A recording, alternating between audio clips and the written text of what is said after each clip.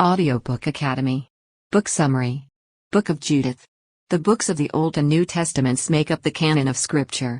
Books written before Jesus was born are called Old Testament writings, whereas books written after Jesus was born are called New. Using a diminutive of the Greek word for a book, Biblos, the Bible was given its name. In Lebanon, Byblos was an ancient Phoenician harbor that was located close to today's Beirut. A major Phoenician commerce center during its heyday, the Phoenicians were primarily intermediaries in the sale of writing implements and the alphabet. It's no surprise that the Greeks named their parchment, which had been used to write words, after that port, since it is, after all, where we got our start in writing. The ancient manuscripts of the Bible are more than merely works of literature and accounts of life in Mesopotamia and Egypt in antiquity. Many people consider it to be God's message and a guide to living a decent and upright life. It is also a memorial to humanity and the foundation of European culture and civilization, which is why the Bible is so significant. As a source of inspiration, numerous artists have drawn on biblical themes. In order to save and defend her people from the army that invaded their village, the beautiful widow Judith makes a huge sacrifice. Artists were greatly influenced by the story of an innocent victim who persevered in the face of adversity. It's worth noting that only the Catholic Old Testament includes the Book of Judith in its canon because the Jews only regard the books written in Aramaic and Greek as holy. Before Jesus was born, there was a book like that called the Old Testament. These works are referred to as proto-canonical because they contain the first revelations of divine will. Old Testament books published in Greek are known as deuterocanonical books, Greek deutero-second. Because their Hebrew originals have been lost and only Greek translations have been found, the books of Judith and Tobit, despite being written in Hebrew, are not included in the proto-canonical canon. Other deuterocanonical books include the 1st and 2nd Maccabees, 7 volumes Tobit, Wisdom, Sirach, Baruch, and some parts of Esther and Daniel that are included in the Catholic Old Testament but not in the Hebrew. Judith is the only deuterocanonical book. There are 46 books in the Old Testament, which are organized into 5 major sections.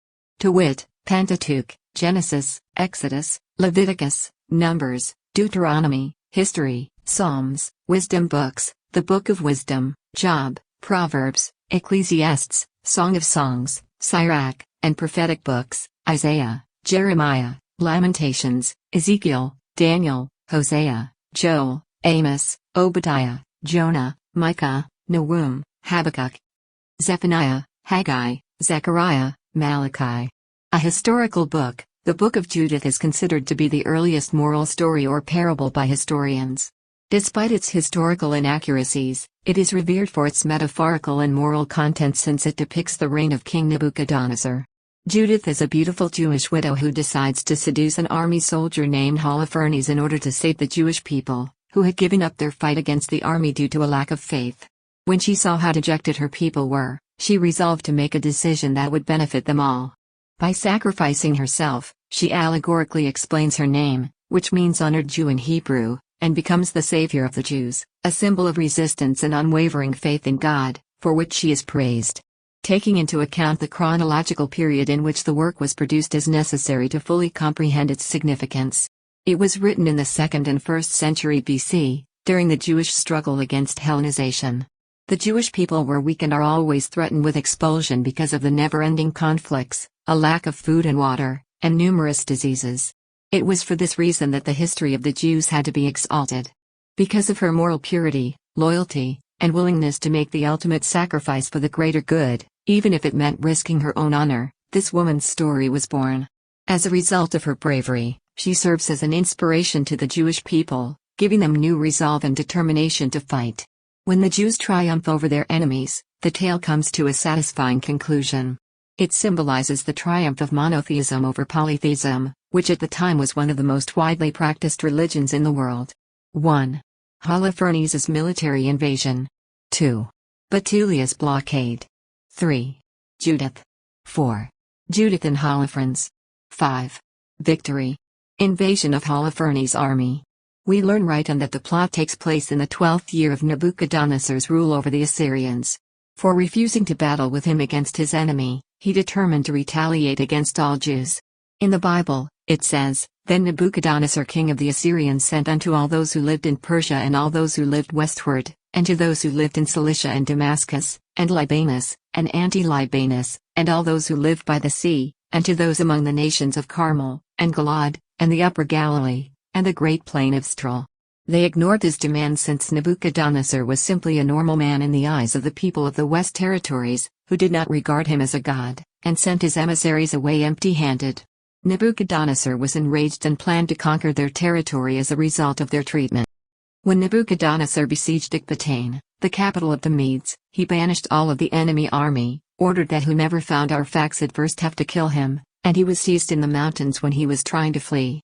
It was 120 days after the triumph when Nebuchadnezzar and his soldiers were in the city walls of Ecbatane doing nothing. As soon as he had won, he began plotting his revenge on the west. Afterward, he summoned one of his best generals, named Holofernes, and instructed him to lead the military invasion into the west with a large contingent of troops. The gold and food they collected were transported by camels, donkeys, and other animals. Holofernes was commanded by Nebuchadnezzar to have no pity on the victims they captured and to ravage their city. As soon as the people of the western territories witnessed the brutality of Holofernes' army, they sent their messengers to submit to him and pledge their lives and possessions to his service.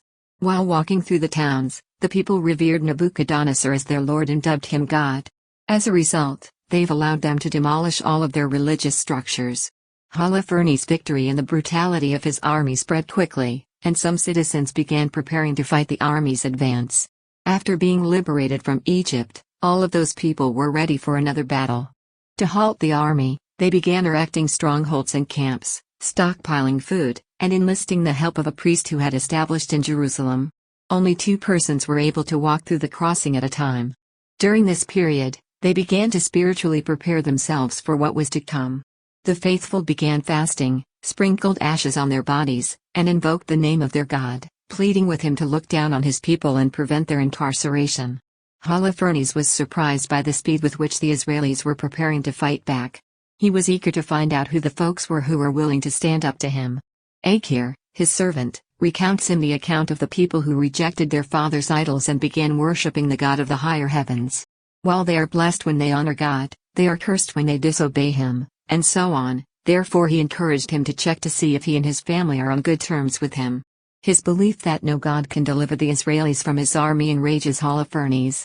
He dealt him a harsh punishment by burying him beneath the hills and handing him over to the Israelis. When the Israelis find out about Holofernes' plans, they don't murder him, but bring him to their superiors. The moment they learned what was ahead, they bowed their heads in prayer and begged God for protection. Bethulia's barricade has been successful. Before morning, Holofernes and his troops marched out to punish those who had defied him. It wasn't an attack on the town, but rather a decision to cut off all of the town's entrances so that everyone would be starving and thirsty when they emerged. It took the residents of Bethulia 34 days of captivity before the children and the women began to faint from malnutrition and exhaustion. In order to avoid watching their children and women perish in pain, the people sent their representatives to speak with the town's leaders and convince them to hand the town over to Holofernes' army. For the next 5 days, the head of the people urged them to persevere. Tell them to seek God's mercy, and if that doesn't work, then they will give up their city. For 3 years and 4 days, she was a widowed woman who was devoted to God and descended from an Israeli bloodline. Since the death of her husband Manasseh, she has been fasting and living a chaste life. It is said that the bloodline of Judith, according to historians, is the largest Jewish bloodline in the Bible. Now at that time Judith heard thereof, which was the daughter of Merari, the father of Ox, the son of Joseph, the father of Uzal, son of Elsiah, the son of Ananias, the son of Gedeon, the son of Raphaim, the son of Asito, the son of Eliu, and the son of Eliab, and the son of Samael, and the son of Israel. When she learned what had been promised to the residents, she made the decision to save the town from giving up hope. They are on a trial, just like Abraham was, and she believes their God would punish them severely if they disobey him. She pleaded with the crowd to be patient as she and her maid made their way to Holofernes' tent. Throughout her journey, she prayed to God for the strength to carry out her goal. Holofernes and Judith. Judith changed out of her widow's robe and into a more formal gown after the prayer. To make a good first impression, she donned her sandals and jewelry. She provided some food and drink for her maid to go to Holofernes' tent. When Holofernes' troops arrived, she proudly declared herself to be a descendant of the Hebrew people. When she saw the people had no more power and she wanted to assist him in his war, she wanted to let him know she was willing to do so. She was allowed into Holofernes' tent because the troops were taken in by her attractiveness. Judith used deception and hollow promises to win his affections. She extolled the virtues of Nebuchadnezzar and Holofernes, as well as the ills of those who had the audacity to oppose them. She went so far as to say that eating meat, something their God forbade them from doing, had enraged him. After hearing all that she had to say, Holofernes instructed his servants to provide her with food and lodging. She was granted permission to accompany her servant on nightly prayer journeys.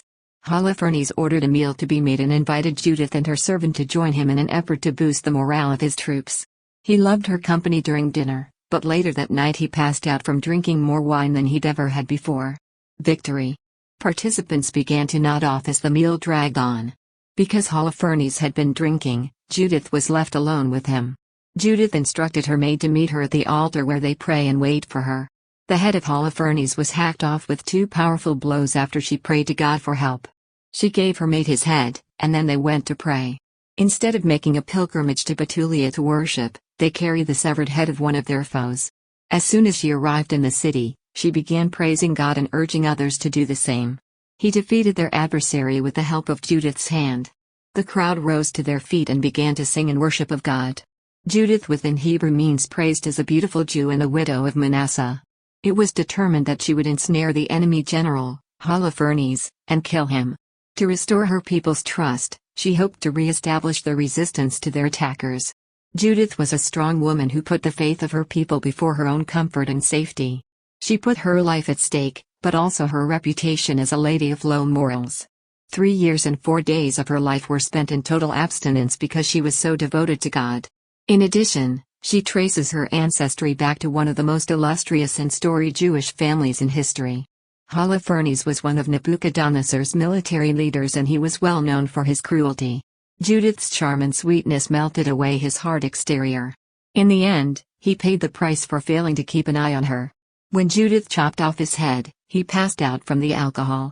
Nebuchadnezzar started to conquer the West because they disobeyed him. He slayed armies and took the lives of many. He was haunted by a long list of atrocities. Using the god of the sun and the greatness of his exploits to justify his actions, he said that he was deserving of all the damage. Thank you for listening in Audiobook Academy. Don't forget to subscribe and smash that like button for more content like this. See you in next video.